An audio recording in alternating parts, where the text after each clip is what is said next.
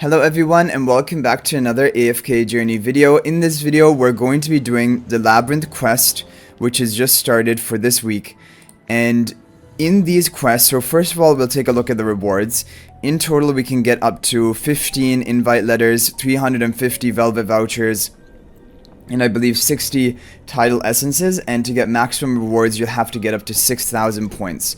So the way that you earn points in these Labyrinth quests are going to be based on the number of floors you clear in a certain difficulty. The higher difficulty of Labyrinth that you attempt, the more points you will be gaining. For example, difficulty 15, 2,500 points if you clear all 15 floors. And if you're using the featured heroes in a floor that you clear, you're going to gain a multiplier. And from the past, it was that 50% multiplier for each hero you deploy. For example, if we deploy all three in a floor, then we're gonna get 150% bonus points on top of the whatever the normal points we get for clearing that floor. So we're gonna try to do, like, if we clear floor 15 of Labyrinth, keeping these three heroes in for most of the floors, we're gonna be able to in one go get all 6,000 points, and that's what we're gonna aim to do. The other thing is that the featured heroes also give you a bonus effect, which makes them much stronger than normal. For example, Thoran will target all enemies the first time you cast 12 Plunder, meaning that then all enemies are going to take increased damage from your team, rather than just one enemy. Marilee will target all enemies in range when casting Mighty Arrow, which is her Mighty Shoot, and Stun Attack, which is again very powerful. And allied buffs buffed by Empyrean Blessing gain meteors when launching normal attacks, dealing damage equal to 100% of Lyca's attack for each of their normal attacks. Okay, so let's go ahead and begin. We'll lock in these heroes. Lyca is the only one I don't have put in. I actually have Cecia from the last time we had one of these Labyrinth quests, because she was the featured hero, and Lyca over here. Okay, the other heroes are just my standard heroes I use for Labyrinth. We'll also try to get a high clear, like ideally floor 16, to get a leaderboard position in the Labyrinth, if possible. Usually floor 16 is usually possible for me. Otherwise, even floor 15 clear will probably give you like a top 50 spot if you do it early on in the week. Okay, so you have to field the key featured heroes, Thoran, marilee, Lyca. And apart from this, who should we add in here? Probably Damien, Iron or something to get the factional advantage. Yeah, I think Damien, Iron would be fine. And we can go for... which artifact do we want to go for? Maybe Verdant is pretty safe. Okay. Let's try something like this. Okay, so the early floors are going to be easy to clear, but they're going to reward you less points. The boss floors, like for example floor 5, 10, and 15, those are the ones which reward you the most points. And an easy way for you to rack up points is just to slot in these three featured heroes, and then you can use any other two heroes, like for example Iron, Damien, and just clear the first 5 floors or first 10 floors of difficulty 15 of Labyrinth, and that alone is going to give you a lot of points, because you're going to be getting like the bonus points for having all featured heroes in. So you don't even have to clear all the way to floor 15 if it's too difficult. And usually how Labyrinth works is the early floors up until like floor 10, even floor 10 itself, are pretty easy for you to clear. After floor 10, the floors can get a little bit more difficult, and then the boss floor, floor 15, is usually the hardest, other than moving after that and going beyond. Okay, we're just gonna try to pick up as many relics as possible to try and unlock more crests, because unlocking the key crest is the way that you'll get a high floor clear of Labyrinth, especially looking for verdict shield and shield related crests, because verdict shield converts the shields you have on your team into true damage, and that is basically the only way to kill the enemies in the higher floors, because they have so much health. You can go for something like this. But yeah, there's not going to be much difficulty here. And also, you saw the points that you earn. Even if you're doing like a floor, difficulty 14, difficulty 13 clear, you're also going to gain a lot of points, and it will be easier for you to do. Or if you're at a lower resonating level, like for example, like in this new season, then everyone will have difficulty 15 unlocked. But if you've just started playing AFK Journey, then you won't have the higher difficulties unlocked, because they will unlock based on your like starter story level, your base residence level that you have. And we're already at the maximum base, which is 240 from yeah, the starter story. Okay, so we got, that was a boss floor. You get 2 of a kind of a relic when you defeat that. We can go for dominance. Boosting energy of your team is pretty good. And you can go for double rewards. Like I mentioned, the floors are not going to be too difficult, even though the double rewards floors are harder than the regular floors. I only begin to struggle, like, I find that once you get beyond floor 10, if you choose a difficult stage then, like with difficult enemies for the double relic reward, then you could get in trouble. Sometimes I've even run into a position where I'm unable to clear those floors, but it's been a long time since that has happened. Hammy, is your rebound shield? Yeah, we'll have to go for rebound shield. It's kind of like a budget version of verdict shield, and if we get... Defeat the enemies to get the blessing, equal exchange. Use all the pure crystals to obtain relic times 3 of the same type. I mean, yeah, it isn't amazing because we've been kind of saving our pure crystals. If you had a lower pure crystal amount, this would be a really good effect to have, because then you're basically getting 3 relics for a cheap price. Right now we're gonna get 3 relics for about the normal price, which is 50 pure crystals per relic, like in the fit store. But hopefully we get a good fortitude. Okay, yeah, fortitude is good. You can get verdict shield from this. We don't have enough pure crystals to refresh because we've used everything. I mean, impact spear seems fine, right? Usually multiple enemies are on the enemy side of the battlefield. Heated hammering is not bad either for crowd control. I'm gonna go for maybe... Yeah, we'll go for heated hammering. And we have another crest activation. Now 6 out of 6, we have a pretty good chance. There we go. Shield of Judgment is not bad. Pretty good shielding ability. Not the best one, but it is fine. And we'll go for more relics. We need them. Okay. The price is deploy no Graveborn heroes to apply this effect. Oh no, but then we're gonna miss out. I'm just gonna go for the bonus points. We care more about the bonus points than the set prices. The set prices is not even that valuable of an effect. Basically, each time you go to Fit Store, all of the commodities are going to cost they're just gonna cost exactly 50 pure crystals. But already the relics, for example, cost 50 pure crystals. They're just like maybe if you buy like a special effect or a random crest, then they would be 75 pure crystals, and those would be decreased to 50. But that is not too important, because usually from Fit Store I buy relics anyway. 5 seconds into battle, additional crit rate to allied heroes when dealing damage. Yeah, under control effects, because the thing is, if you don't get a good set of crests, for example, we don't have enough pure crystals, we should not go to the Fit Store, we can't even buy anything if we went there. If you don't have a good set of crests, then usually how you're going to try to clear the higher floors, like beyond floor 15, are going to be through crowd control. And so all the crests which synergize with crowd control, like increasing damage to enemies under control effects, those are the ones you want to go for. But definitely always pick up the shield related crests if you offer them. Energy shield, yeah, because we have a shield in crest already, and this will restore energy. Freezing warning is not amazing. Like, it's only a one-time stun onto the enemies. You can't re-trigger it the first time they fill up to 500 energy, so I'm not a big fan of that. Okay, so we'll have positioning like this, I guess. The Thoran Soul Plunder onto all enemies, it's pretty strong. And it will make, like, even the higher floor clears of Labyrinth, I usually use Thoran.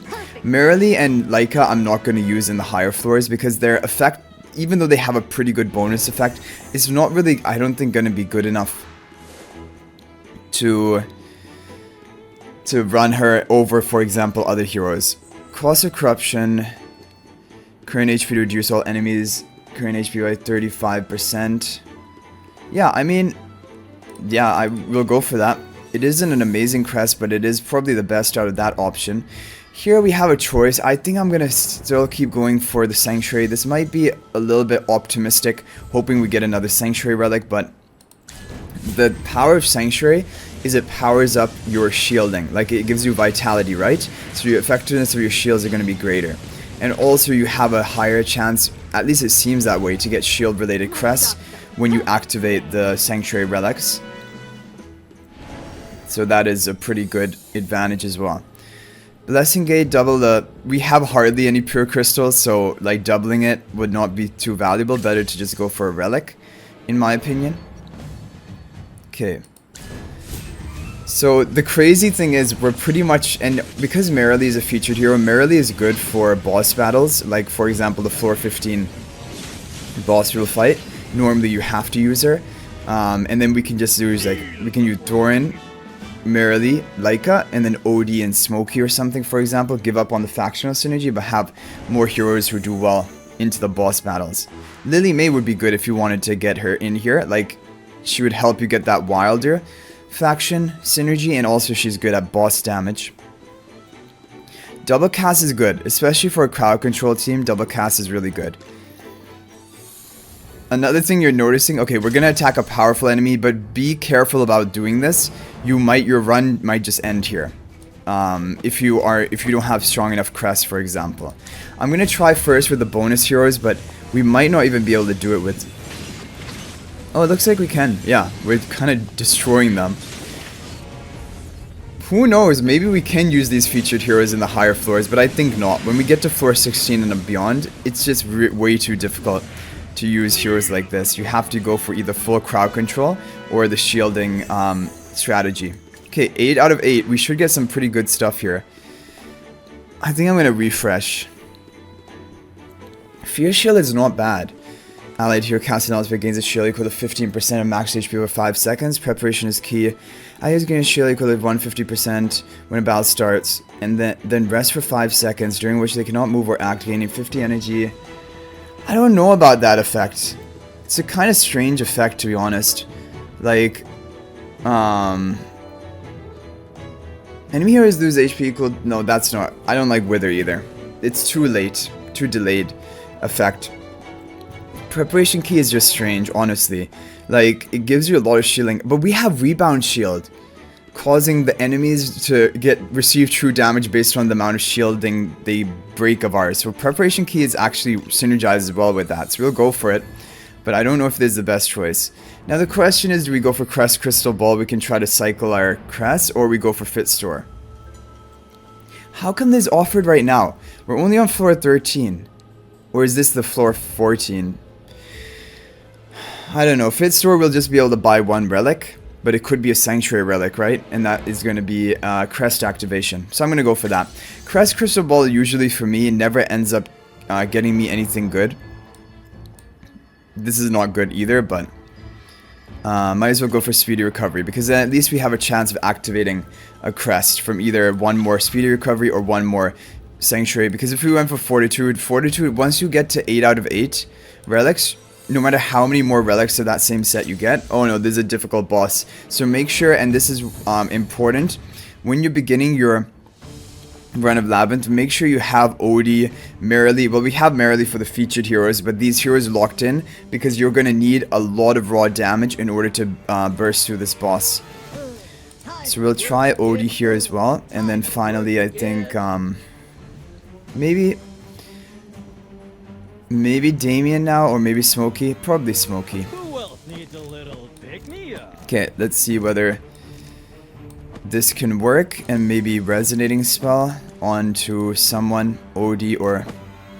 Let's give it to marilee and see what happens. Okay. So we're resting at the beginning. The Rebound Shield is going to inflict damage based on the amount of shielding that the enemies are going to remove from our team. So marilee is stacked up to true damage. I probably should have went for Resonating Spell onto... Oh, we did. We did go onto marilee, because then she can ultimate faster.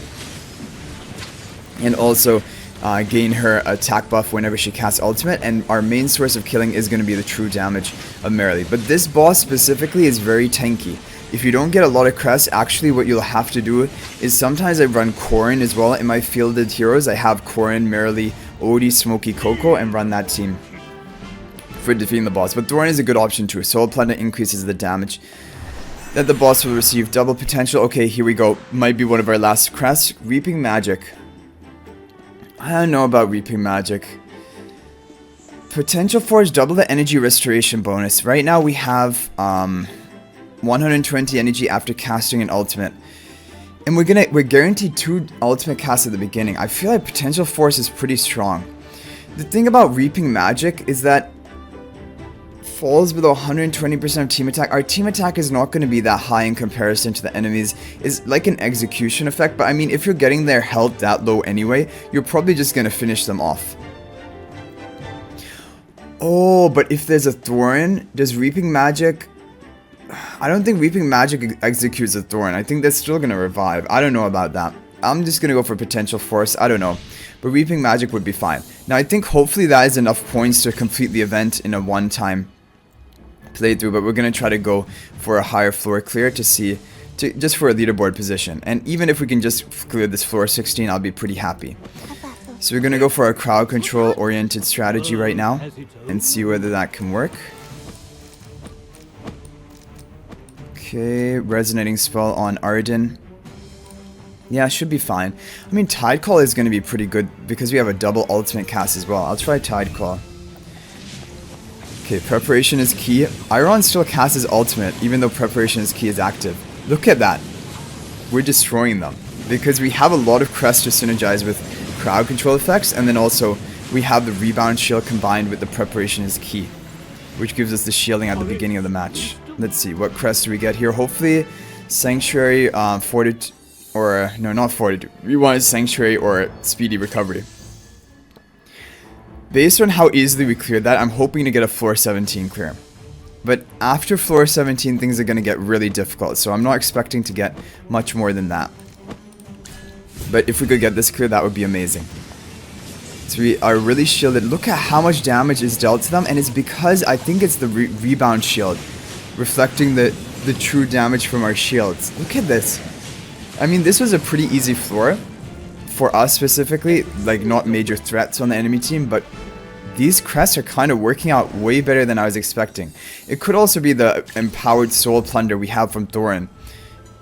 Oh no, Igor, oh yeah, 5 Igors, are you kidding? Yeah, I was wondering whether Reaping Magic is going to execute Igor. Let me know if you guys know about that in the comment section. But from the wording, it seemed like it wouldn't actually execute them. It would just deal like fatal damage, but then they would not die because that Igor doesn't die. Anyway, let's see what happens here. We're going to reflect back a lot of damage. Hopefully, wow, look at that. In Tide Call spell, like reduces their attack. It also increases the damage we deal to them. And look how much, because we keep casting our ultimates. We're cycling ultimates so fast because of the potential relics series we have and all of the crests we have. We're permanently locking them down. This is insane. This is like even better than the other strategy, the Verdict Shield strategy. Wow. I'm going to show you the crest at the end of this run, but it looks like we're going to actually get a floor 20 clear. I haven't gone to floor 20 clear in like over a month. So this is pretty amazing that we're doing it even without Verdict Shield. Okay, nice speedy recovery. And can we get something good? Yep, definitely Sandstorm. Enemy heroes under control effects are going to receive more damage. Killing the 5 Igors is very difficult. Now I feel like we're untouchable. Damien is also going to be a problem because he has his toy chariot. But look at that. It has to be the rebound shield effect. Yeah, but Damien is now killing people in the back. The problem is Damien does not get controlled properly because of his toy chariot. Like he still can cast, because he's like off the battlefield, if you can see right here. So he can still cast his abilities, even though if we're controlling and permanently locking down the rest of the team. I think maybe not Damien, we'll have to go for Haywin or something. Try something like that. But yeah, the problem is Damien. How are we going to deal with the Damien? Well, Haywin ultimate should help us, right? Damage reduction. No, but look, he just sniped off Arden in the back, even though we had the damage reduction running of Haywin. I don't think we have the damage to kill because Damien also then spawns his torture and heals his team back up. Yeah, this is the problem. Damien is like the unbeatable target for us. Because if there's any enemy that cannot be controlled, it totally counters the strategy that we have here. Okay, just for fun, we're gonna try the featured heroes and see what happens, but I really doubt anything is gonna happen here. Who knows? Maybe, yeah, they're healing too much with the Damien.